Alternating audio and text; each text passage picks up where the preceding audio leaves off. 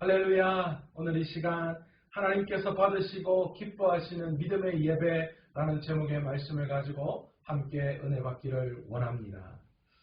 북한의 평양은 한국의 기독교에 있어서 아주 중요한 영적인 도시 가운데 하나입니다.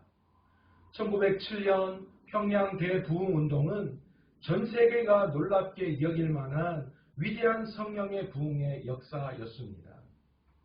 그런데 그런 평양이 지금은 마음대로 예배를 드리지 못하는 곳이 되어버렸습니다. 국제 기독교 단체인 오픈도어스에 따르면 북한은 전 세계에서 가장 기독교를 박해하는 나라가 되었다, 그렇게 말하고 있습니다. 이제 북한은 예배의 자유가 없는 나라, 더 나아가서 기독교를 박해하는 나라가 되었습니다. 그런데 놀라운 것은요, 그럼에도 불구하고 북한의 많은 기독교인들이 여전히 당국의 눈을 피해서 주님을 사랑하는 마음으로, 또 생명의 말씀을 사모하는 마음으로 목숨을 걸고 순교를 각오하고 지금도 예배드리고 있다라는 것이지요. 그들의 예배는 지금 우리가 드리는 예배와 비교한다면 어쩌면 초라하기 그지없는 예배입니다. 사람의 눈을 피해서 동굴이나 지하, 때로는 가정에서, 또 어두운 밤에 희미한 손전등 하나를 의지해서 밤늦은 시간 숨죽이며 성경을 읽고 찬양을 하며 하나님을 예배하고 있습니다.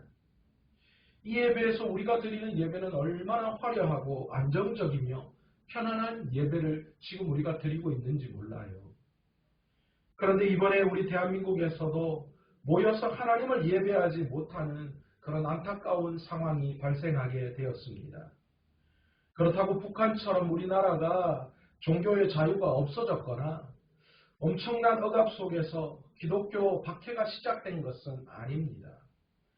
코로나19 바이러스로 인해서 지역 감염이 시작되었기 때문에 우리는 이 바이러스가 더 이상 확산되는 것을 막기 위해서 선제적 조치로 모여서 드리는 예배를 잠깐 멈추고 오늘 지금처럼 영상으로 우리가 예배를 드리게 되었다라는 것이죠. 이 조치는 우리가 예배를 포기하거나 세상과 타협한 것이 아닙니다. 감염병의 특성으로 인해서 내려진 조치입니다. 사실 신천지 교인 때문이죠. 신천지 교인이 코로나19 바이러스에 감염되었는데 그들이 교회로 침투해서 교회를 무너뜨리기 위해서 교회에 와서 예배드리는데, 그런데 그로 말미암아 교회로 여러 가지 바이러스가 확산될 가능성이 있기 때문이지요. 또한 전염병의 특성으로 모여서 예배를 드릴 경우 더 좋지 않은 결과를 초래할 수 있기 때문에 우리는 모여서 드리는 예배가 아닌 가정에서 이렇게 영상으로 하나님께 예배하게 되었습니다. 물론 이렇게 영상으로 예배를 드리는 것에 대해서 사실 기독교에서도 여러 가지 많은 의견이 나누어지고 있습니다. 어떤 분들은 영상으로 드리는 예배, 그것도 가능하다 이렇게 주장하는 분들이 계십니다. 거기에 대한 근거를 신학적으로 여러 가지 논문을 통하여 발표하고 있습니다. 또 어떤 분들은 교회들이 너무 쉽게 모여서 예배드리는 것을 멈춘 것이 아닌가 우려를 표현하는 분들도 있습니다. 사실 누구의 말이 맞고 누구의 말이 틀렸다 말할 수 있는 것은 아닙니다. 그런데 저는 여기서 모여서 공예배로 드리던, 가정에서 영상으로 드리던 그런 형식 이전에 우리가 어떤 예배를 지금 드리고 있는지를 한번 점검해 보아야 한다라고 생각합니다. 어디에서 드리느냐가 아니라 과연 내가 드리는 예배가 하나님께서 받으시고 기뻐하시는 예배를 지금 우리가 드리고 있는지, 여러분 그것이 더 중요한 것이지요.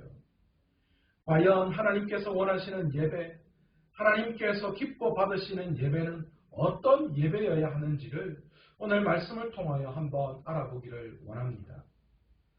오늘 본문은 성경에서 처음으로 제사 제도에 대해서 언급한 내용을 다루고 있습니다.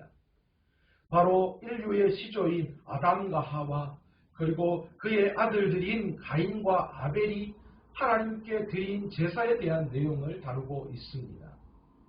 그런데 이 내용은 그렇게 유쾌하지가 않습니다. 슬픈 아담의 가족의 역사가 담겨져 있습니다. 하나님께서는 아담과 하와에게 복을 주셔서 귀한 자녀를 허락해 주셨습니다. 첫째가 가인이고 둘째가 아벨입니다. 아들이 둘입니다. 요즘 이런 말이 있잖아요. 아들은 하나만 족한데 아들이 둘이 있으면 나중에 유산 문제 때문에 그리고 또 부모를 부양하는 문제 때문에 싸운다. 그런 이야기가 있잖아요. 그래서 그런지는 몰라도 아담의 가정에도 슬픈 일이 일어나고 말았습니다. 가인과 아벨은 아버지 아담에게서 하나님께 어떻게 예배드려야 하는지를 배웠습니다. 그래서 이들은 각각 하나님께 나아가 예배를 올려드렸습니다. 그런데 이게 웬일입니까? 하나님은 동생 아벨의 제사는 받으셨는데 형 가인의 제사는 받지 않으셨습니다. 이로 인해서 가인은 분노를 참지 못했습니다. 결국 그 분노는 하나님이 받으시는 제사를 드린 동생 아벨에게 돌아가고 말았습니다. 그를 시기하고 미워해서 결국은 동생 아벨을 죽이는 안타까운 일이 벌어지고 말았습니다. 그런데 우리는 여기서 의문이 한 가지 생기게 됩니다. 하나님께서는 왜 동생 아벨의 제사는 받으시고 형 가인의 제사는 받지 않으셨을까요? 그 이유가 무엇일까요? 오늘 본문의 말씀을 히브리서에서는 이렇게 해석하고 있습니다. 히브리서 11장 4절에서 믿음으로 아벨은 가인보다 더 나은 제사를 하나님께 드림으로 의로운 자라 하시는 증거를 얻었으니 하나님이 그 예물에 대하여 증거하시니라. 그렇게 말씀하십니다. 성경은 동생 아벨이 형 가인보다 더 나은 제사를 하나님 앞에 드렸다. 그렇게 기록합니다. 도대체 어떤 제사였기에 아벨의 제사가 가인보다 더 나은 제사였을까요? 어떤 학자는 단순히 그들이 드린 제물의 차이가 있었다. 그렇게 주장합니다. 아벨은 양의 첫 새끼를 드렸지만 가인의 제물은 그냥 평범한 땅의 소산이었다. 그렇게 주장합니다. 사실 이 주장에는 설득력이 조금 약합니다. 왜냐하면 하나님께서는 제물 자체의 경중을 가지고 사람을 판단하시는 분이 아니시기 때문입니다. 또 어떤 학자들은 아벨은 피의 제사를 드렸고 가인은 피가 없는 제물로 제사를 드렸기 때문이다. 그렇게 주장합니다. 사실 이것도 썩 그렇게 설득력이 있지는 않습니다. 왜냐하면 사실 당시는 아직 모세를 통하여서 주신 구약의 제사에 대한 언급이 없을 때입니다. 그래서 죄에는 반드시 피 흘림이 있어야 한다라는 식으로 이 본문을 해석한다는 것은 설득력이 부족합니다. 또한 구약에서는 짐승의 피의 제사를 드리는 것이 불가능한 그러한 가난한 자를 위하여서 다른 방법으로 하나님 앞에 제사를 드리게끔 말씀하셨기 때문입니다. 하나님께서는 오히려 1000마리의 수량의 번제가 아니라 우리의 정직과 겸손을 원하신다. 그렇게 말씀하십니다. 그러기에 제물 자체를 가지고 결정하는 것은 하나님을 잘못 이해하고 있는 것입니다. 오늘 본문에서는 하나님께서 제사에서 보신 것은 제물 그 자체가 아니라 제사를 드리는 사람의 마음에 있음을 나타내고 있습니다. 히브리서 11장 4절에 아벨이 가인보다 더 나은 제사를 드리는 것을 무엇이라고 말씀하고 있는가 하면은 믿음으로 아벨은 가인보다 더 나은 제사를 드렸다. 그렇게 기록하고 있습니다. 무슨 말입니까? 아벨의 제사는 바로 믿음의 제사였다라는 것이지요. 하나님께서는 아벨의 믿음으로 드린 제사를 더 나은 제사로 여기셨고 가인의 믿음 없는 제사를 보시고 그 제사를 받지 않으셨다라는 것입니다. 여러분 여기서 하나님이 원하시고 기뻐하시는 예배가 어떤 예배인지 우리에게 자세히 보여주고 있습니다. 하나님께서는 우리가 믿음으로 예배를 드리기를 원하시고 우리가 믿음으로 드린 예배를 기뻐 받으시는 분이십니다. 여러분 예배는 믿음으로 드려야 하는 것입니다. 히브리서 11장 6절에 믿음이 없이는 하나님을 기쁘시게 못하나니 하나님께 나아가는 자는 반드시 그가 계신 것과 또한 그가 자기를 찾는 자에게 상 주시는 이심을 믿어야 할지니라 그렇게 말씀하십니다. 아벨은 하나님께 믿음으로 더 나은 제사를 드렸습니다. 그러나 가인은 하나님께 제사를 드렸지만 그 마음속에 하나님을 향한 믿음이 없었습니다. 그렇다면 여기서 아벨이 드린 믿음으로 드린 더 나은 제사는 무엇을 의미하는 것일까요? 오늘 본문 4절에 보시면 이렇게 기록합니다. 아벨은 자기도 양의 첫 새끼와 그 기름으로 드렸더니 여호와께서 아벨과 그의 제물은 받으셨으나 그렇게 기록하십니다. 하나님께서는 단순히 아벨의 제물을 받으신 분이 아니고 아벨과 그리고 그의 제물을 받으셨다 그렇게 말씀하십니다. 아벨이 드린 제물이 아니라 먼저 아벨을 받으셨고 그리고 그가 가지고 나온 제물을 받으신 것입니다. 반면에 5절에 보시면 가인과 그의 제물은 받지 아니하신지라 그렇게 기록합니다. 하나님께서는 단순히 가인의 제물을 받으시고 불만을 가지신 것이 아니라 그의 마음, 그의 삶의 문제를 제기하신 것입니다. 도대체 하나님께서는 가인의 어떤 마음, 어떤 삶의 태도를 문제 삼으셨을까요? 하나님께서 자신의 제사를 받지 않으신 것에 대해서 가인은 몹시 화가 났습니다. 본문 5절에 보시면 성경은 그의 상태를 이렇게 말합니다. 몹시 분하여 안색이 변하니. 여러분, 지금 가인은 하나님이 하신 행동으로 인하여 몹시 분하고 하나님을 향해서 안색이 좋지 않다 그렇게 표현하고 있습니다. 가인의 마음속에 하나님께 나아가는 자는 반드시 그가 계신 것과 또한 그가 자기를 찾는 자에게 상 주시는 분이시다 라는 믿음이 없었습니다. 만약 그런 믿음이 있었다면 그의 마음이 어떠해야 할까요? 우리는 가끔 드라마 속에서 부모가 자식에게 훈계를 할 때에 자식이 그 부모의 훈계를 듣고 부모에게 누가 날 낳아달라고 했냐 그렇게 대드는 그런 모습들을 볼 때가 있습니다. 어처구니 없는 행동이죠. 이 아이의 마음속에는 부모를 향한 사랑, 부모를 향한 믿음, 부모를 향한 신뢰가 없습니다. 지금 가인이 그런 행동을 하고 있는 것입니다. 만약 가인이 하나님께 드린 제사에서 믿음이 있었다면 제사를 받지 않으신 하나님에 대해서 어떻게 행동해야 하는 것이 정상일까요? 하나님, 제가 드린 제물에 무슨 문제라도 있습니까? 아니면 하나님, 제가 하나님 앞에 무슨 하나님이 보시기에 좋지 않은 모습들이 있습니까? 이렇게 나와야 하는 것이 정상일 것입니다. 또한 그의 삶 속에는 하나님이 찾으시는 선함이 없었습니다. 7절에 구체적으로 하나님께서는 가인과 가인의 제물을 받지 않으신 이유에 대해서 언급하고 계십니다. 7절에 내가 선을 행하면 어찌 낯을 들지 못하겠느냐. 선을 행하지 아니하면 죄가 문 앞에 엎드려 있으니라. 죄가 너를 원하나 너는 죄를 다스릴지니라. 여러분, 가인은 죄의 소욕에서 벗어나지 못했습니다. 그의 삶은 죄의 연속이었습니다. 결국 그 죄 속에 빠져서 삶으로 전혀 하나님을 예배하지 못했기 때문입니다. 그는 제물은 하나님 앞에 드렸지만 자기 자신을 하나님 앞에 드리지 못하는 그런 하나님이 기뻐하시고 하나님이 받으시지 않는 제사를 올려드린 것입니다.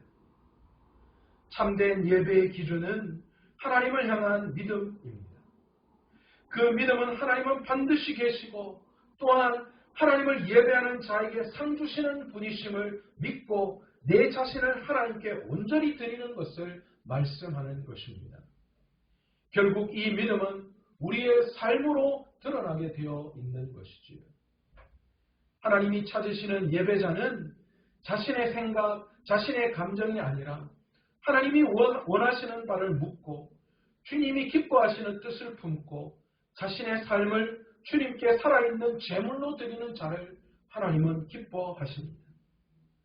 삶의 전 영역에서 하나님의 말씀으로 하나님을 하나님 되고 하나님의 자녀답게 살아가는 것이 하나님이 기뻐하시는 예배입니다. 가인의 실패는 예배자로서의 삶의 실패에 기인합니다. 하나님의 뜻이 아닌 자기의 뜻이 중심이 된 그런 제사를 하나님 앞에 올려드린 가인의 제사를 하나님은 받지 않으신 것입니다. 가인과 아벨의 제사는 예배의 본질이 무엇인지를 너무나도 우리에게 잘 보여주고 있습니다. 예배는 단순히 종교의식이 아닙니다. 요즘 많은 사람들이 종교적 예식에 빠져 있습니다.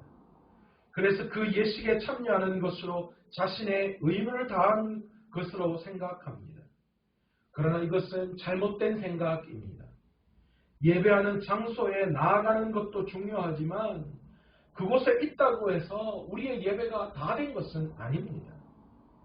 예배란 하나님 앞에 자신을 드리는 것입니다. 유창한 기도와 해박한 성경의 지식, 많은 전도와 열정적인 봉사가 하나님을 기쁘시게 하는 예배와 반드시 일치하지는 않는 것을 우리는 알아야 합니다. 때로는 연약한 모습으로 삶 속에 허덕이고 있는 그런 삶을 살아갈지라도 주님을 향해 방향과 목적이 정해진 삶이 곧 하나님이 기뻐하시는 예배임을 우리는 알아야 합니다. 예배 시간에 맞춰 교회에 참석했다고 그것으로 예배에 대한 의무를 다했다고 생각하는 것은 우리의 오산입니다. 예배에 있어서 무엇보다 중요한 것은 삶 속에서 매 순간 내가 죽고 주님이 사는 것입니다. 그래서 로마서 12장 1절에서는 그러므로 형제들아 내가 하나님의 모든 자비하심으로 너희를 권하노니 너희 몸을 하나님이 기뻐하시는 거룩한 산 제물로 드리라. 이는 너희가 드릴 영적 예배니라. 그렇게 말씀하고 계십니다. 그리고 2절에 너희는 이 세대를 본받지 말고 오직 마음을 새롭게 함으로 변화를 받아 하나님의 선하고 기뻐하시고 온전하신 뜻이 무엇인지 분별하도록 하라 말씀하십니다. 하나님께서는 분해하는 가인에게 찾아오셨습니다. 그리고는 6절에 이렇게 물으시죠. 내가 분하여 함은 어찌 됨이며 안색이 변함은 어찌 됨이냐. 그리고 7절에 이렇게 다시 물으십니다. 내가 선을 행하면 어찌 낯을 들지 못하겠느냐. 하나님께서는 죄를 지은 아담에게 찾아와서 물으셨듯이 가인에게도 찾아오셔서 물으십니다. 죄를 책망하시고 그를 비난하기 위해서 오셔서 물으신 것이 아닙니다. 오히려 가인의 죄를 깨닫게 하고 하나님 앞에 바로 세워서 하나님이 기뻐하시고 받으시는 그런 제사를 드리기를 원했던 것입니다. 여러분, 이것이 하나님의 마음, 하나님의 사랑입니다. 하나님께서는 가인에게 이렇게 말씀하십니다. 가인아, 죄가 문 앞에 엎드려져 있다. 죄가 너를 원하나 너는 그 죄를 다스려야 한다. 하나님께서는 죄를 의인화하시면서 끊임없이 우리를 넘어뜨리는 죄의 소욕에 넘어가지 말고 자신을 지켜내야 한다. 그렇게 말씀하고 계십니다. 죄는 우는 사자와 같이 우리를 항상 넘어뜨리기 위해서 지금도 우리 옆에서 우리를 도사리고 있습니다. 우리는 이런 죄의 유혹에서 완전히 벗어나고 이길 수 없는 존재들입니다. 그런데 여러분, 놀라운 것은 하나님께서 그런 우리들을 아시고 이 죄의 소욕에서 우리를 완전히 해방시켜 주실 계획을 세우시고 그리고 그것을 실행에 옮겨 주셨습니다. 바로 그것은 예수 그리스도의 십자가의 구원의 사건입니다. 예수 그리스도만이 죄를 완전히 다스릴 수 있습니다. 예수님께서 말씀으로 사탄의 유혹을 물리치신 것처럼 우리도 하나님의 말씀과 성령의 능력에 의지할 때에 우리를 도사리고 우리를 넘어뜨리는 악한 세력에 대해서 우리는 반드시 승리할 수 있는 줄로 믿습니다. 그리고 죄의 모습 앞에서 가인처럼 분하여 안색이 변하는 것이 아니라 철저히 십자가를 의지해서 회개하고 성령을 의지해야 합니다. 우리 스스로의 능력으로는 결코 구원에 이를 수 없습니다. 죄의 문제를 해결할 수도 없습니다. 하나님이 기뻐하시는 그런 예배, 그런 제사를 하나님 앞에 올려드릴 수 없습니다. 그러나 우리 안에 계시는 성령의 능력으로 말미암아 우리가 주님 앞에 나아가서 주님을 의지하고 십자가를 의지해서 하나님 앞에 예배할 때에 하나님은 그런 우리의 예배를 받으시고 기뻐하시는 분이시다라고 말씀하고 계시는 것입니다. 신약에 와서 예수 그리스도께서는 요한복음 4장을 통해서 물을 기르러 나온 사마리아 여인과 물을 마시러 나오신 예수 그리스도와의 대화를 통해서 진정으로 하나님께서 기뻐하시는 예배가 무엇인지 이렇게 말씀하고 계십니다. 아버지께 참되게 예배하는 자들은 영과 진리로 예배할 때가 온다. 그렇게 말씀하십니다.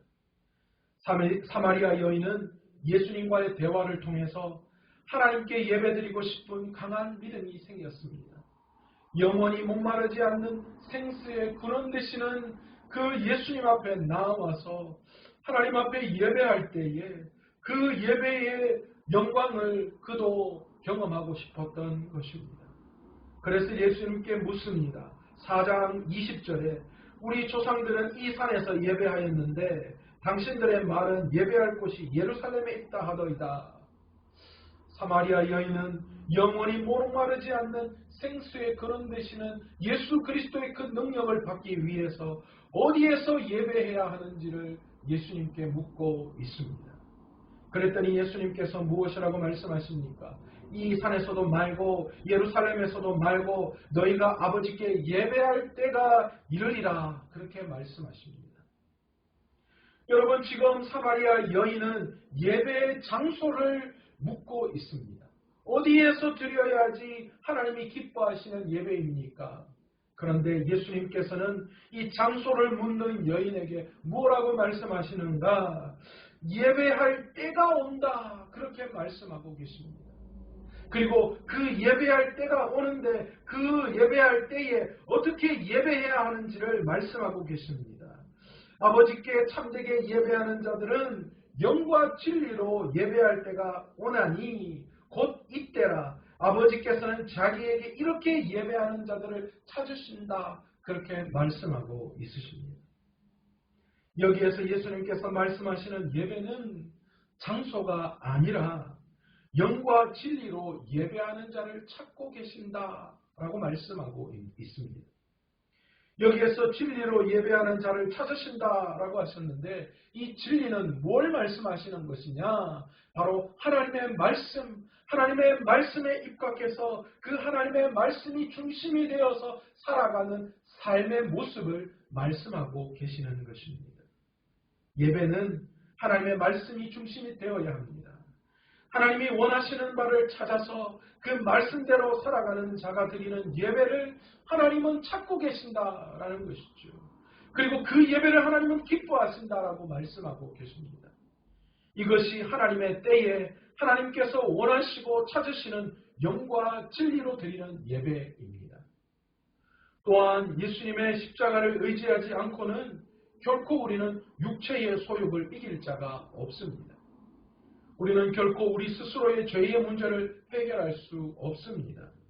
그렇기 때문에 우리가 아무리 좋은 제물로 아무리 많은 헌신과 봉사로 하나님 앞에 나아가서 하나님 앞에 예배를 드린다고 하더라도 하나님께서는 그것을 결코 기뻐하시는 분이 아니심을 우리는 알아야 합니다. 그러므로 우리는 우리 안에 부어주신 성령을 의지해서 믿음으로 하나님 앞에 예배 드려야 합니다. 이렇게 예배드리는 자를 하나님은 지금도 찾고 계신다. 그렇게 말씀하고 계십니다. 우리의 노력, 우리의 의, 우리가 가진 것으로 하나님을 기쁘시게 할 수 없습니다. 하나님은 죄 없는 자를 기뻐하시는 분이십니다. 그런데 그 죄의 문제를 해결하는 방법은 우리의 부와 우리의 명예와 우리의 노력과 우리의 헌신이 아닙니다. 예수 그리스도의 십자가밖에 없습니다.